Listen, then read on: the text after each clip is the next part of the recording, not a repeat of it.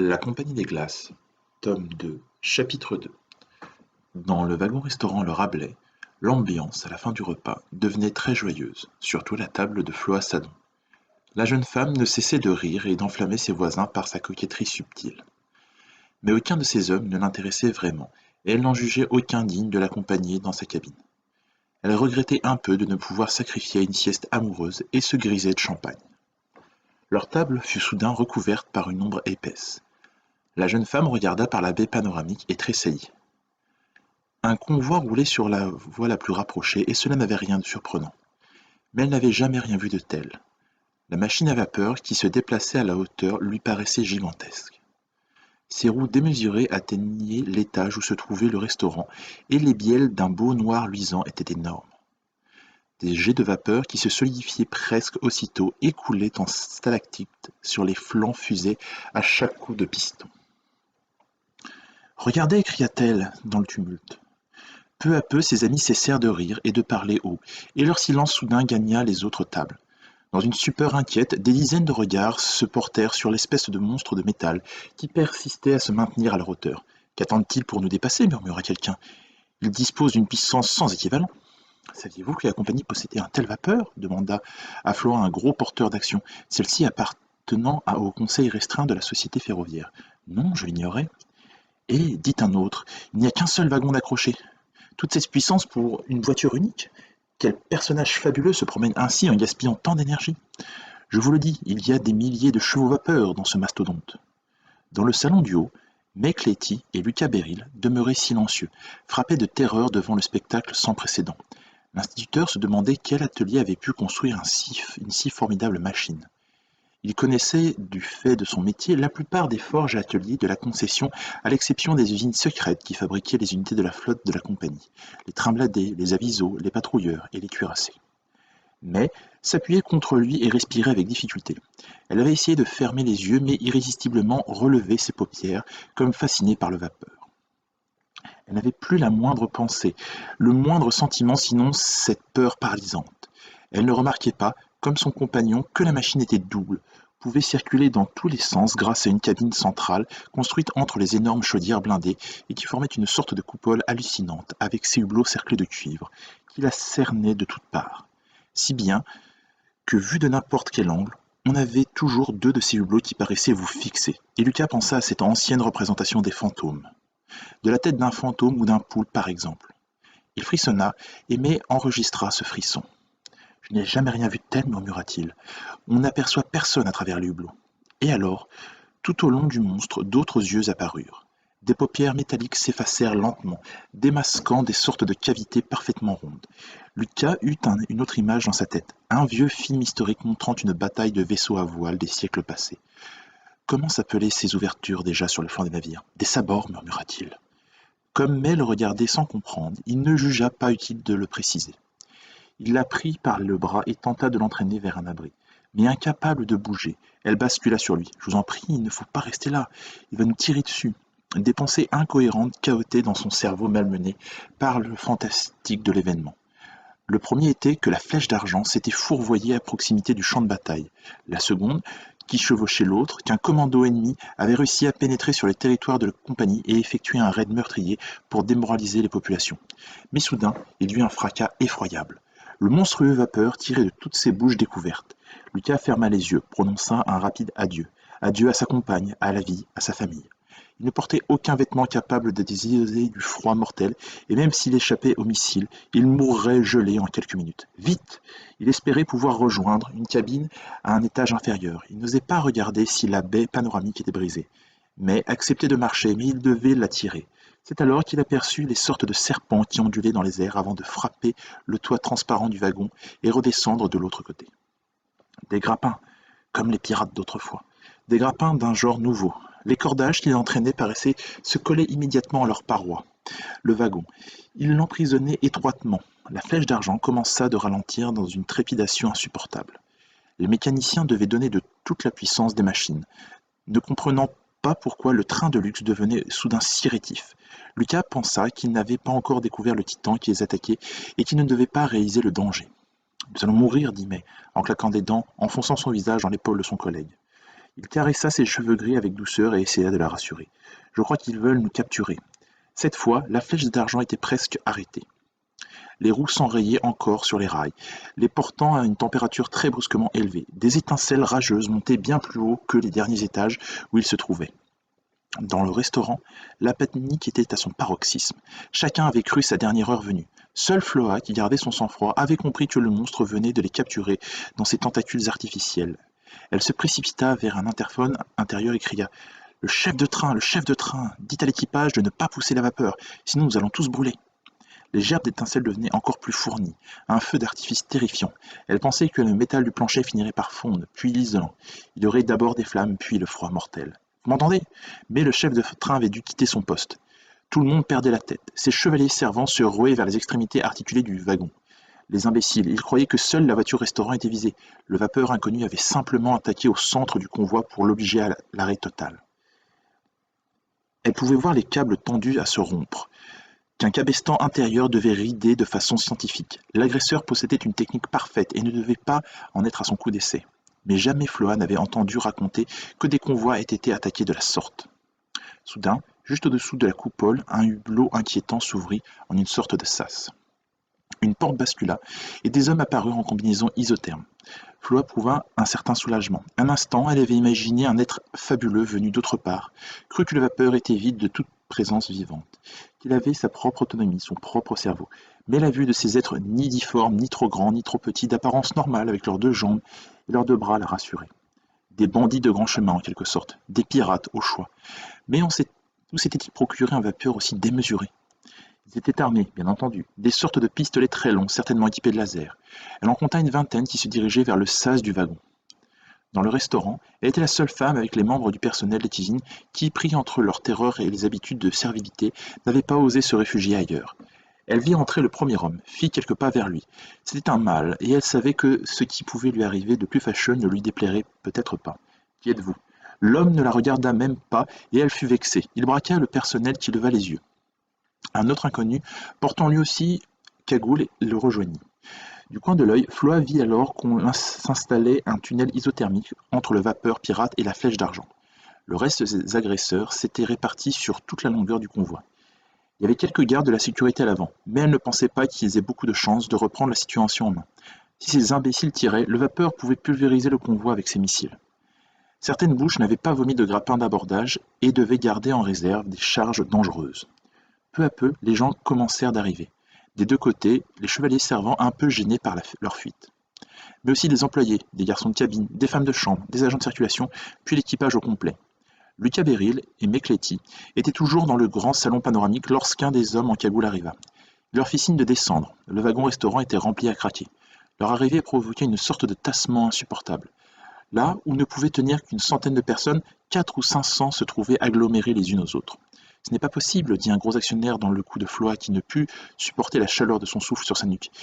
Ils ne vont pas triompher longtemps, les secours ne vont pas tarder. Quel secours répliqua-t-elle.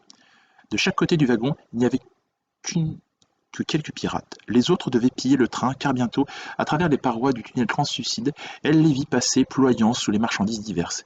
Et même, elle reconnut ses bagages, faits d'un cuir ancien retrouvé dans des fouilles.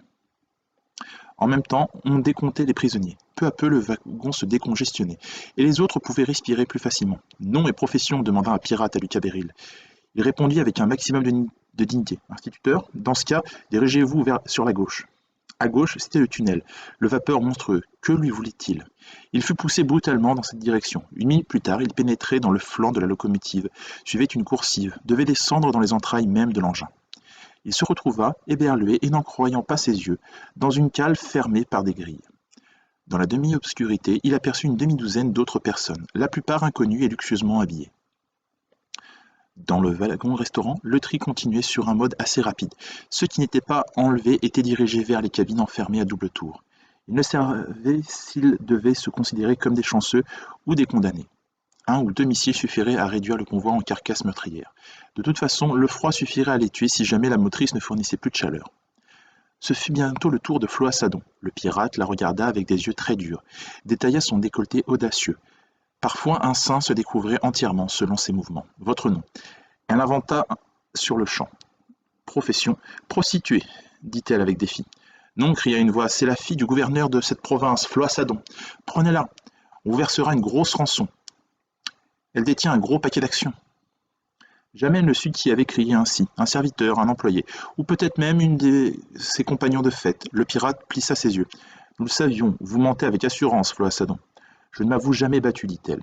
On l'entraîna dans le tunnel, puis dans le flanc du vaisseau sur rail. Lui aussi évoquait plus d'images d'un de ces navires anciens que celle d'une locomotive d'un autre âge.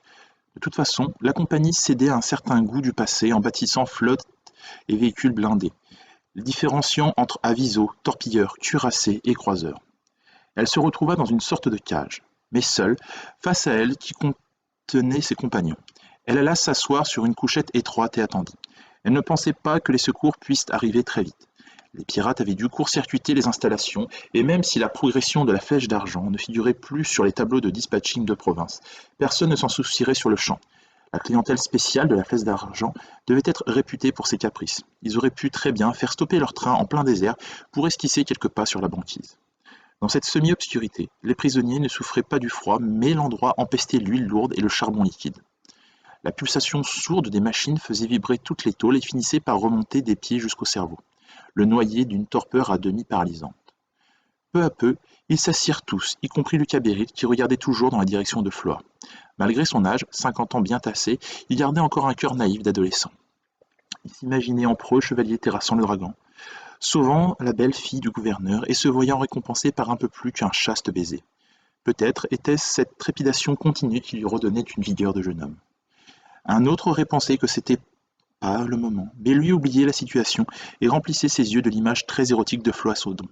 Consciente ou non, elle exposait son corps merveilleux et découvrait largement ses jambes, suivait avec émotion la courbe des hanches qui plaquait la robe d'un modèle réduit. Floa se rendit compte de l'intérêt que lui manifestait cet homme aux cheveux déjà gris et le fixa d'un air songeur.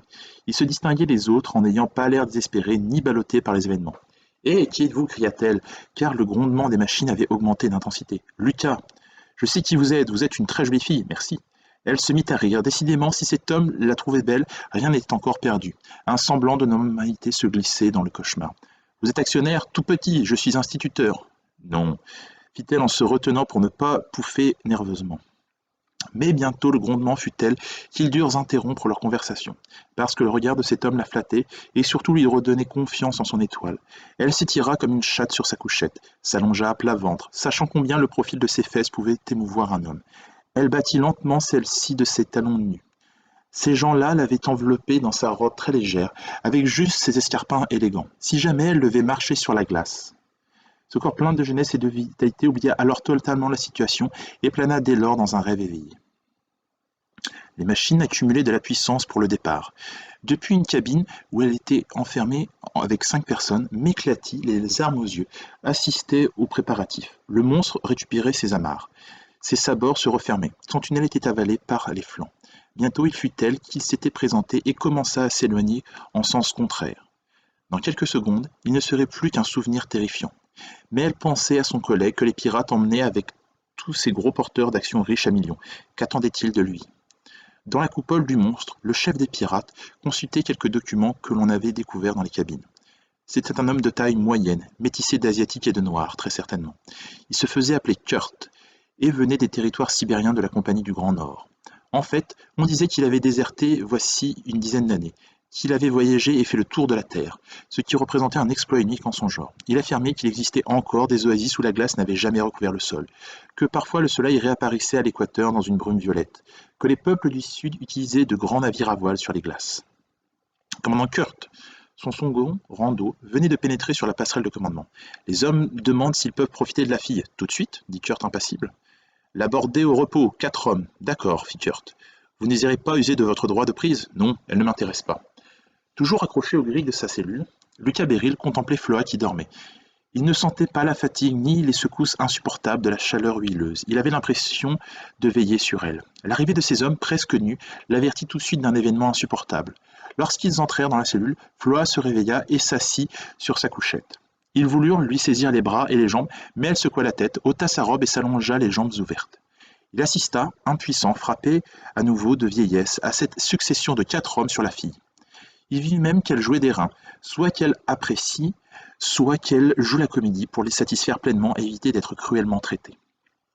Lorsqu'ils repartirent, elle remit sa robe, le regarda avec un sourire très froid. Il se détacha de la grille et alla s'asseoir sur une couchette. Depuis la coupole, Kurt surveillait d'un œil le retour du vapeur dans son repère. Il devait utiliser le réseau principal du cercle polaire et s'efforcer de ne pas trop se faire remarquer. Il empruntait des voies traversières dont il possédait les schémas sur ordinateur. En principe, tout devait se passer au mieux et dans 2 heures, il serait à l'abri des recherches. Nous avons récupéré des vivres en quantité incroyable, lui annonça Rando qui venait d'effectuer un premier inventaire. Je n'avais jamais vu une nourriture aussi étrange. Il lui apporta des boîtes de conserve et Kurt dut lui expliquer ce qu'elles contenaient. Il y avait aussi des quartiers de viande congelée, des boissons en conteneurs capables de supporter les plus basses températures. Cela représente des milliers de dollars, mais nous avons aussi des bijoux, des fourrures et des dollars. Je crois que tout le monde sera content lors du partage. Il y a aussi les rançons, celle de la fille du gouverneur Sadon sera fabuleuse, non? Nous la fixerons à 10 millions de dollars. Rando sursauta malgré tout, c'est énorme. Elle possède pour 100 millions d'actions, ce n'est rien du tout. Nous avons un instituteur qui pourra nous servir de messager. Nous avons pensé qu'il serait assez adroit pour ne pas commettre d'idiotie. Excellente idée, approuva Kurt. Ils se dirigeaient vers des falaises inaccessibles dans le nord-est. Bientôt, ils abandonnèrent les voies officielles de la compagnie pour leur propre réseau qui était habilement camouflé à partir d'un certain point. L'ennui, c'est que nos stocks de carburant commencent à décliner. Il n'y avait pas grand-chose dans le train de luxe. Nous attaquerons un train en route vers le front. Le dispatching central nous renseignera à l'insu de la compagnie et nous attaquerons dans les meilleures conditions. Un convoi entier, s'étonna le second, mais comment le ramènerons-nous sans nous faire remarquer? De toute façon, nous ne pourrons jamais le faire pénétrer tout entier dans notre repère. Nous le disperserons aux différents endroits. Ils passèrent dans une vieille station abandonnée à la verrière crevée et qui servait d'abri à des hommes roux. Ce n'était pas eux qui les trahiraient. Lorsque la monstrueuse locomotive passait, ils se prosternaient avec terreur. Plus loin, la voie officielle disparaissait dans des amas de glace. Mais ce n'est qu'un leurre. La glace était sur des chariots mobiles et s'écartait, automatiquement, à l'approche de la machine qui s'engageait dans un énorme tunnel creusé au laser et qui n'avait que quelques centaines de mètres de long pour déboucher dans une plaine absolument déserte que la voie clandestine traversait en direction de hautes falaises. Le commandant Kurt continuait à lire les documents trouvés, et puis on lui apporta le diagramme de la marche récupéré dans les cabines de pilotage de la motrice. Bizarre, dit-il à Rando. Il y a quelque chose qui me paraît anormal dans ces itinéraires. Nous pouvons l'analyser plus en détail. Cette flèche d'argent ne se dirigeait pas vers le Grand Star Station. Elle devait faire le plein des actionnaires et aller dans les stations les plus reculées. D'accord, mais j'ai l'impression qu'elle avait effectué à peu près le plein. Je vais donner ça à nos informaticiens. Le Titan roulait dans la plaine désertique que même les hommes roux ne fréquentaient pas. Elle avait une réputation d'instabilité, et parfois les crevasses innombrables fissuraient la glace sur des kilomètres. Il y avait un risque certain, mais pour les pirates, à la traversée, et Kurt préférait être attentif aux écrans de contrôle. Les immenses falaises se rapprochaient peu à peu, et dans un quart d'heure, ils seraient tous dans le vaste caverne qui leur servait d'asile.